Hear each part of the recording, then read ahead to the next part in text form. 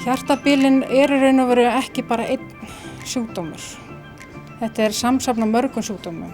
Í raun og veru höfum við ekki haft nein gögn almennilega sem að þekja allt landið. Varðandi hvað margir greinast með hjartabilun, hvað margir í þessum undirhópum.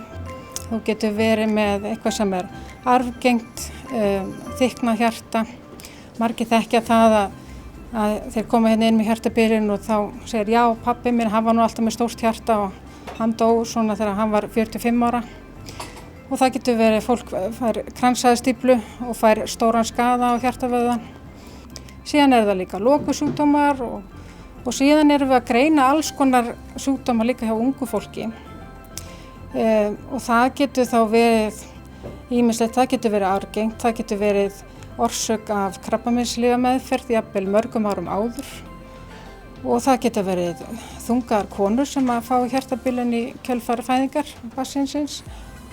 Og mitt framlag með þessum grunni í raun og veru að átta mig á því hvað eru margir sem leggjast inn á hjartadeildina og hve margir tilheyra þessum undirflokkum. Á Vesturlöndum og þessum þróuðu löndum, þar nýgengi innlagna með fólks með hjartabilun 2–3% allra innlagna. Þannig að umfangi töluvert mikið. Þannig það með þennan grunn að við förum yfir orsök hjartabilunar, við förum yfir hvaða rannsóknir hafa verið gerðar, til dæmis hvað hefur komið út í hjartaómskoðun, hvort að fólk hafi farið í segulómskoðun, hvort það hafi farið í hjartaþræðingu og síðan förum við yfir þau lyf sem fólk útskrifast með heim.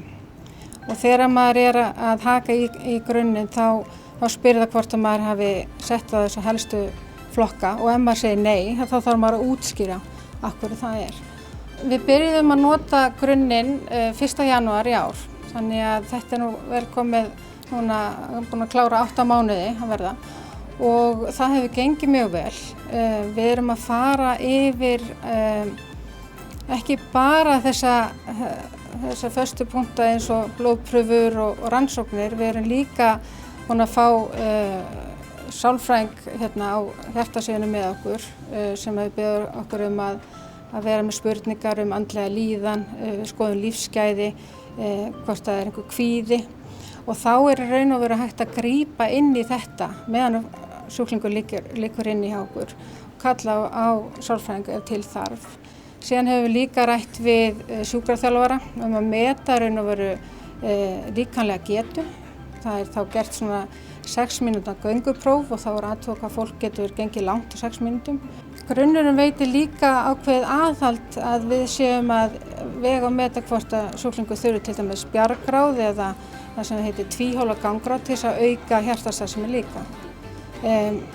Hjartabilasjúklingar leggjast inn oft endurtekið og við ætlum að fara að skoða það hvort það eru ákveðnir forspárþættir, hvað raun og veru valda því að fólk að leggjast ofta inn. Og þannig ef við tryggjum að fólk að fá rétta meðferð, þá vonumst við til að geta dregið úr endurinnlögnum og haldið fólki eins lengi heima og hægt og það getur haldið góðri heilsu áfram.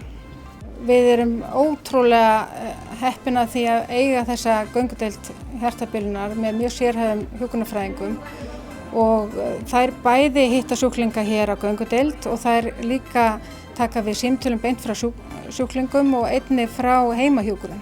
Þar sem við erum í raun og veru að veita meðferð og koma með ráðleggingar og til dæmis þá hjúkrunarfræðingur í heimahjúkrun sem þá að gefa færa sér lífi æð og þess háttar og koma í veg fyrir innlagnir. Þannig ég held að með að efla þetta, efla skráningu og raun og veru líka í rauntíma að þá getum við spara heilmikið fyrir heilbrigðiskerfið.